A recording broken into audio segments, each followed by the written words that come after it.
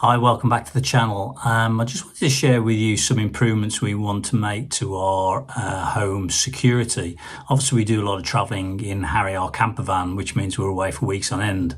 And we used to have an old CCTV YCAM system, I think it was, that we used for many years. It was subscription fee, which is the bit we like, because we like to get our money's worth. And I don't know, this day and age, everything seems to be subscription based. And if you're not careful, those subscriptions can run away and have a huge budget on your annual budget anyway. So we try to resist that as much as possible. So I'm always looking for solutions where you don't have to have a subscription. But that YCAM, unfortunately, service, I think they got bought out, it changed, and they wanted to start charging for it. So that camera has shut down since.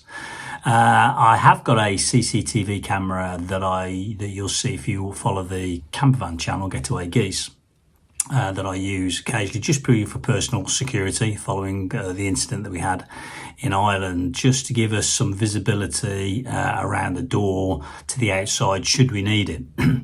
And that's given us a bit of peace of mind. It also gave us a chance to actually work with the product, which was a product that was actually recommended by a channel called Wizard in the Wild. They use Argus Pro 3s on their Campervan, and we've been quite happy with it, where both the functionality works for us. So much so, I've decided to buy a second Argus Pro 3, but also this time I bought a solar panel that goes with it, on the basis that I don't want to run power to the outside unless I really have to. So I'm really interested to see if the Argus Pro 3 will actually run outside in the winter, and get enough power to charge it up, because I have to say it's really efficient on power. When we go away, I think on our 9-week trip, if I charged it once, that's as much as I did, and that was only because it got down to 50%. So it doesn't seem to use power that much, and obviously it only records when if you switch on the PIR, so if something goes across and disturbs it, then it will record. Obviously the rest of the time then it's not recording, so that may be obviously a good way for it to conserve power. So anyway, I bought this second one. This is a 2K, it's not 4K. So the Pro 3, as I understand, is a 2K quality.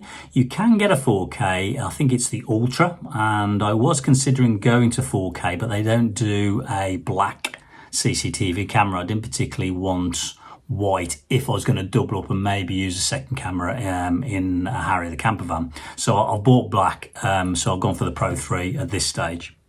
So we'll just unbox it and we'll go through what's in there. And what I want to really do is try to get it on charge. So it's autumn now, so it'll be interesting to see how much the solar actually charges, or whether I've actually got to keep it topped up.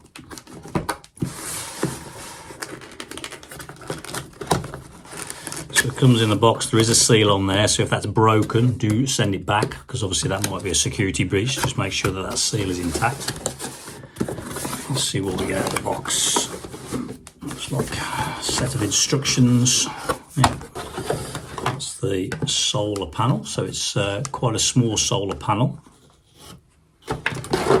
And then I'm guessing that's the bracket for the solar panel.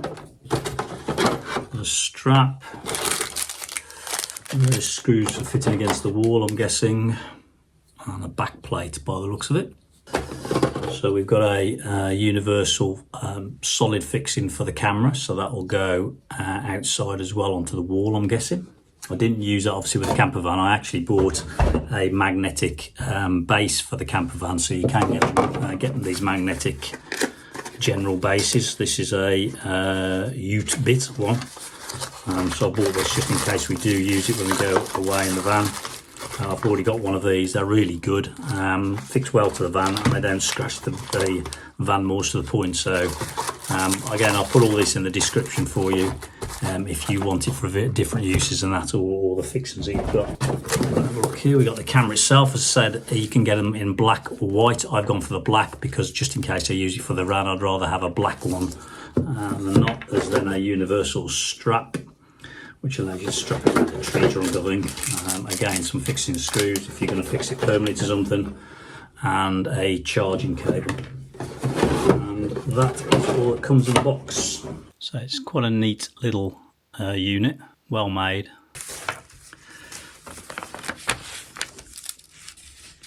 That just screws on like that, I believe. And effectively that will go on the wall at whatever angle that's optimum for the sun. So it simply screws onto the back there, and there's a tightening thread there, and then there's a locking part here that loosens it up, and obviously you need to get that whatever angle, whatever you're fitting it to. So it's really straightforward by the looks of it. So I'll just tighten that up to some sort of angle for now. Sorry, this bit here is actually for the strap. It's used to put on the back there and thread the strap behind it, so I won't be using that or the strap, so those two pieces I actually won't use. It simply bolts straight to the wall according to the instructions. Now there's quite a bit of cable here, so this can be some distance away from the camera itself. So this for example could be up high. In my case, I think it's going to be quite close to the camera. I don't think there's any real need to put it that far away, but it may be on a wall where the best place for the sun is round the corner or something like that. That at least gives you the ability to run that through. So that's quite useful, that is. If I just power it on for now.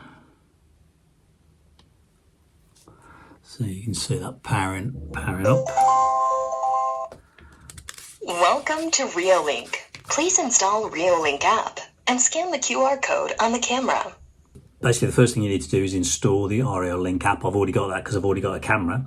And then what you'll do is you'll add a device to that app, and by scanning the QR code, so don't lose these QR codes, so that's the thing that makes it unique and allows you to register it to the app itself. What you'll then need to do is charge the camera up. Obviously it comes with a supply cable, so you can just put that into a USB. It's a USB-C connector at the back here. So purely you'll put it in there to charge that up. I'm not going to do that. I'm actually going to connect the solar, because I'm interested to see how fast it will actually fully charge using solar and how good that solar panel is. So that'll be an interesting test for me. So when you're charging, there's a light on the front. Orange means it's charging up, and green when it's fully charged. So one of the really important is that the camera is, wherever you install it, these rubber is obviously underneath, because obviously what you don't want is the wet or rain to get in it. So make sure these rubber grommets are over where the on-off switch is, and the SD card goes into, and also the charging points, and just make sure that is covered over. Now obviously I'm going to connect one of those ports, which is the USB-C, into the solar when it's up to charge. One of the pieces of advice is that if you're going to install this as we are at home, is to make sure that it's not necessarily directly above the door. Is put it to one side of the door, because it's better with the PIR motion sensor, so it'll detect better if you can put it to the one side, so there's like an angular position when you're looking down. Obviously be careful if you're overlooking public spaces or your neighbours, because obviously you've got to be aware of GDPR and data protection, all that. But obviously for us, we're just going to be purely looking at our own property, so there's no issue there. If you're going to look over a public place or a neighbour's aid, make sure they're aware of that. But also you may need to then have different precautions, things like a signage might be needed and all that, depending on your circumstances. So you really need to look into that. But for what we're doing, which is purely going to be looking at our own land, it doesn't matter. So here's the USB-C. So I should just purely be pushing that into there. And hopefully when I get that into the sunlight, we will start to see it charging. Welcome to REOLINK. Please install REOLINK app and scan the QR code on the camera. Willkommen bei REOLINK. Bitte REOLINK App installieren und den QR-Code auf der Kamera scannen. Bienvenue à REOLINK. Veuillez installer l'application REOLINK et scanner le code QR sur la camera. Benvenuto a REOLINK. Si prega di installare l'app REOLINK e scansionare il codice QR sulla telecamera. Bienvenido a REOLINK. Por favor, instale la aplicación REOLINK y escanee el código QR en la cámara. Camera is connecting to your router. Please wait.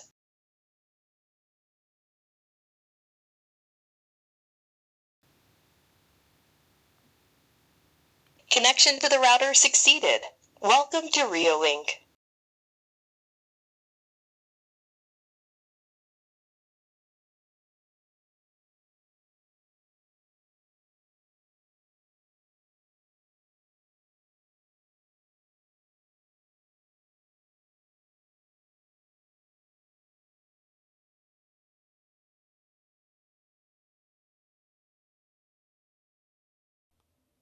Okay, so I'll go through some of the more common options that you've got in here. You've got obviously a general display that shows the battery. As you can see, at the moment it's showing it at 100% charged. And then there's various other menu options. We'll just go through some of the common ones. I won't go through them all. There's plenty of online if you go to the website at REOLINK that will actually go through this. So you can affect the display. As you can see at the moment, that's the live camera view. So you've got various things here. You can flip the display around and all that. I haven't messed with any of these, to be perfectly on and out.